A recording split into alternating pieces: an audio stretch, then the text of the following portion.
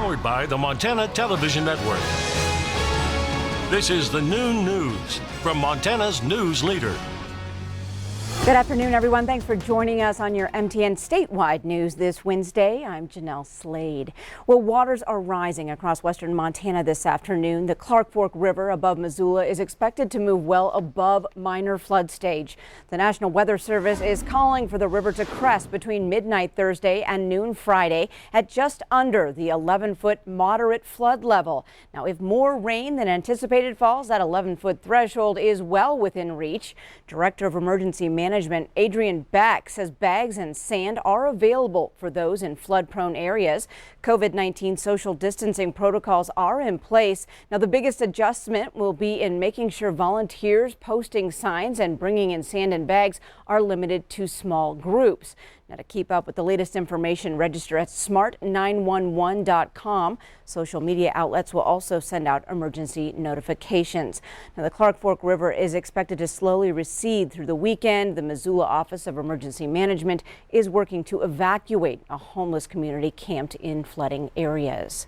Well, Rob Griggs is standing in the Weather Center today for Ed to show us what is next across the state. Rob. All right, Jeanelle, let's get right to it. Let me show you what's happening on the radar right now. Pretty good strong low pressure system over Idaho continues to churn all that water up into western Montana, and as you look a little bit closer, this shows you where that flood warning is in effect, and you can see that flashing right now, that entire zone, the Clark Fork above Missoula from this evening until further notice. Minor flooding, as Jeanelle was speaking about just a little while ago. Further south, we've got a flood watch for the areas that are in dark green and a flood advisory in south central Missoula County and central Ravalli County, and that's going to continue to be the case as this rain shower activity continues to roll through. So we'll have all the complete details, including the potential for severe weather in central and eastern Montana. The statewide forecast in just a bit, Jeanelle.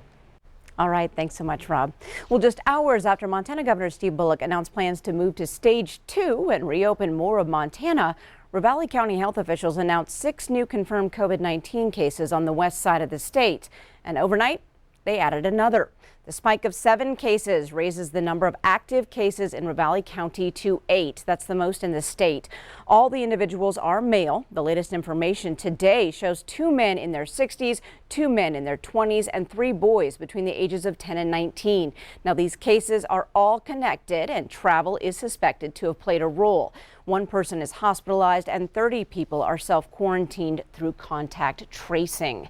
Now, all across the state today, health officials are reporting a total of 22 active cases and 3 people in the hospital.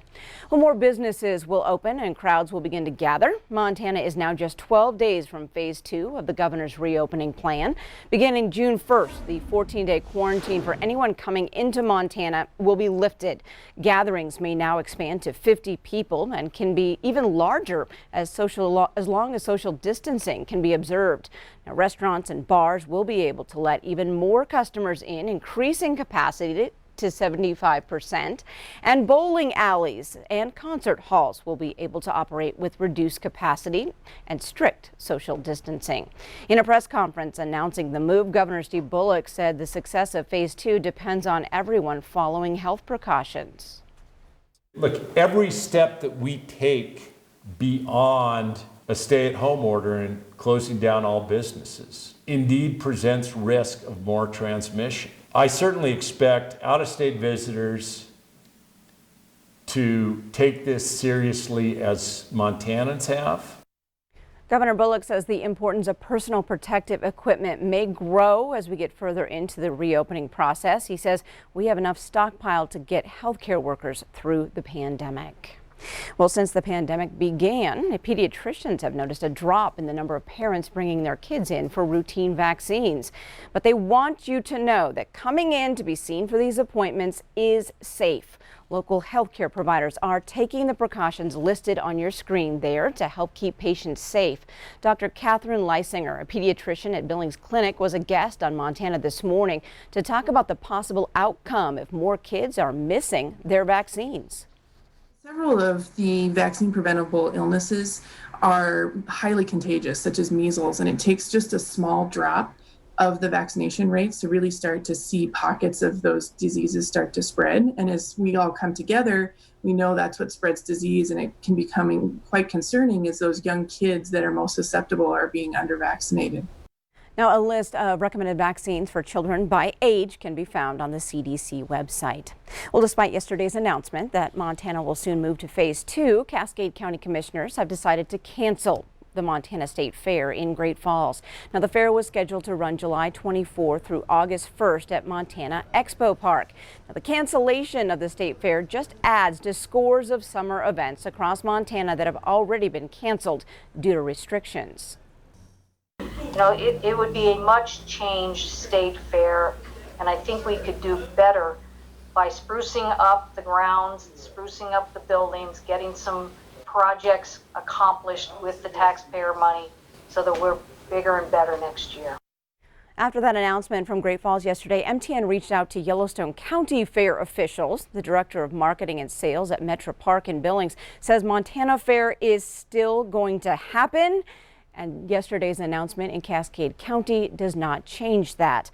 Montana Fair is scheduled for August 7th through the 15th in Billings. Well, only some Montana Girl Scouts will get to attend summer camp this year. Last year, there were 45 active camps, but this year there will only be 9. Social distancing rules will be put in place following CDC guidelines, and changes will be made after evaluations of the summer continues. Christy Osterlund, Marketing Communications Manager of Girl Scouts of Montana and Wyoming, says it's disappointing when you see the girls wait for this all year, and for some, they've sold cookies in hopes of going to camp. And PRCA events in Montana will be allowed to move forward under phase 2 if proper guidelines are followed. 6 rodeos, including those in Miles City and Hardin, have already been canceled this summer, but now there's hope for the state's 27 other events. A task force formed by Pro Rodeo Circuit helped convince the governor to allow rodeos in phase 2 after he previously told them they wouldn't be back until phase 3. PRCA officials say rodeos account for more than $20 million for the state economy, and canceling all the events would impact 300,000 people. Up next on your noon news, a look at graduation plans and the future plans to reopen Bozeman Public Schools safely. The time now is 12:07, but first, Rob Griggs is in next with your statewide weather forecast. Don't go away.